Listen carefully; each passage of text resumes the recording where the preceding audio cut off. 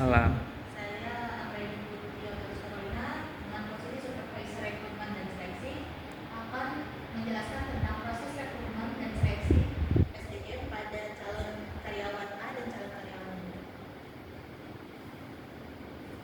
Berikut isi dari BPT-nya, yaitu pertama pengenalan proses rekrutmen dan seleksi SDM, yang kedua profil calon A dan profil calon B, selanjutnya perbandingan kriteria, dan terakhir keseluruhan dan rekomendasi. Pengenalan proses rekrutmen dan seleksi. Yang pertama itu ada rekrutmen adalah langkah awal di mana perusahaan mencari dan menentukan calon karyawan. Biasanya dilakukan melalui iklan lowongan dan bursa kerja atau referensi. Yang kedua seleksi, yaitu tahap berikutnya di mana perusahaan mengevaluasi calon berdasarkan kriteria tertentu untuk memilih kandidat yang paling cocok dengan posisi yang tersedia. Proses seleksi ini bisa mencakup tes tertulis, wawancara, uji kompetensi, hingga psikotes. Dan selanjutnya, berikut ada profil dari calon karyawan A. Calon karyawan A memiliki kompetensi, yaitu rangkaian dan kemampuan teknis yang relevan dengan pekerjaan yang dilamar, mencakup kemampuan dalam bidang yang terkait langsung dengan pekerjaan serta kemampuan untuk menyelesaikan tugas-tugas kompleks dengan baik. Selanjutnya, karakter dari calon A yaitu kuat seperti keandalan, etika yang baik, dan kemampuan untuk bekerja di bawah tekanan. Contohnya itu ada dia mampu mengatasi masalah dengan kepala dingin dan memiliki rasa tanggung jawab yang tinggi. Yang ketiga ada motivasi, yaitu calon A memiliki motivasi yang tinggi untuk berkembang dan berkontribusi dalam perusahaan. Selanjutnya ada sikap yang dimiliki oleh calon karyawan A yaitu sikap positif yang termasuk kemampuan untuk bekerja sama dalam tim, terbuka terhadap kritik konstruktif, dan menunjukkan inisiatif. Dan selanjutnya ada komunikasi. Calon karyawan A memiliki kemampuan komunikasi yang jelas dan efektif baik secara verbal maupun tertulis. Selanjutnya pengalaman dari calon karyawan A relevan dengan posisi yang dilamar. Ini mencakup pengalaman sebelumnya di industri atau posisi yang serupa. Contohnya, calon karyawan A telah bekerja di posisi yang sama selama 3 tahun di perusahaan, memiliki pencapaian yang menunjukkan kesuksesan dalam tugas yang diberikan.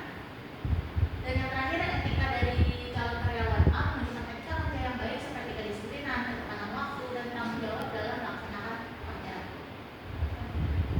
Selanjutnya ada profil calon karyawan B. Adapun identitas atau kepribadian dari calon karyawan B itu memiliki kepribadian yang cocok dengan budaya perusahaan. Kepribadian ini bisa berupa rasa empati, keinginan untuk bekerja sama, dan kesediaan untuk beradaptasi dengan lingkungan baru. Yang kedua adalah latar pendidikan. Calon B sangat relevan dengan posisi yang dilamar. Latar belakang akademik yang kuat memberikan dasar pengetahuan yang dibutuhkan untuk melaksanakan tugas-tugas teknis dalam pekerjaan. Yang selanjutnya ada pengalaman. Meskipun calon B memiliki pengalaman tersebut mungkin tidak sepenuhnya sesuai dengan posisi yang dilamar. Namun pengalaman ini tetap memberikan gambaran tentang keterampilan yang telah dikembangkan. Berikut ada perbandingan kriteria rekrutmen dan seleksi dari kedua calon karyawan. Kompetensi dari calon A penampilannya sangat sesuai dengan posisi. Kalau calon B itu kompetensinya kurang spesifik untuk posisi. Yang kedua karakter. Calon A memiliki keandalan dan etika yang tinggi. Calon B karakternya terbuka dan fleksibel. Yang ketiga ada sikap. Yang calon A yaitu proaktif, bekerja dengan tim.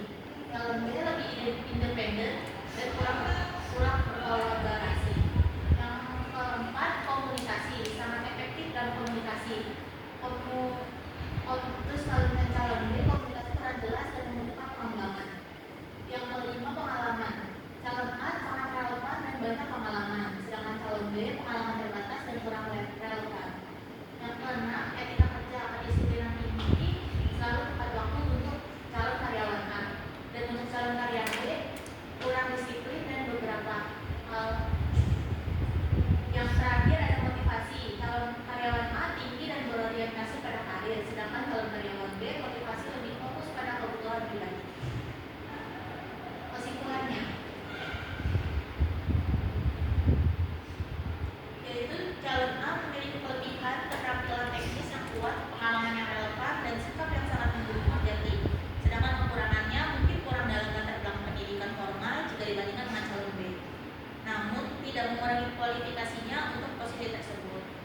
rekomendasi untuk calon